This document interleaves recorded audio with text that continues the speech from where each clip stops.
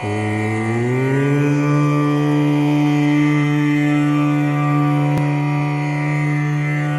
ఇంతగా విడిపోవడానికి కారణం మూడు. కలిసి ఉండడానికి కారణం పూర్ణమైతే విడిపోవడానికి కారణం మూడు. ఆ మూడు ఏమిటంటే సత్వగుణం, రజోగుణం, తమోగుణం.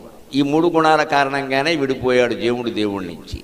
దాంట్లో అనేక రకాల దేశాలకు వెళ్ళిపోయారు, ప్రాంతాలకు వెళ్ళిపోయారు, కులాలు మతాలు అన్నీ ఏర్పాటు చేసుకున్నారు, స్త్రీ పురుష భేదాలు పెట్టుకున్నారు. ఎప్పుడు ఎవరు పెత్తనం చేసే అవకాశం వస్తే వారు చేసేసారు. ఇదివరకు కొన్ని కులాలు పెత్తనం చేసే భారతదేశంలో ఇప్పుడు అవి తగ్గిపోయి మిగిలిన కులాలు పెరిగాయి ఖచ్చితంగా. ఈ మొత్తం ఎందుకు వస్తుందంటే వ్యక్తి జీవుడైన వాడు పెత్తనం చేయాలని చూస్తాడు ఎంతసేపు. నా ప్రాధాన్యం, నన్ను గుర్తించాలి. ఇది మానేసి శతకోటి చీమల్లో నేను ఒక చీమని, శతకోటి నక్షత్రాల్లో నేను ఒక నక్షత్రాన్ని, శతకోటి గడ్డి పరకల్లో నేను ఒక గడ్డి పరకని అనుకోగలిగితే దేవీ నవరాత్రులు సఫలమైనట్టు లెక్క. అలా ఎంతమంది అనుకోగలము? చప్పట్లు కొట్టిన వాళ్ళైనా అనుకునే ప్రయత్నం చేయండి.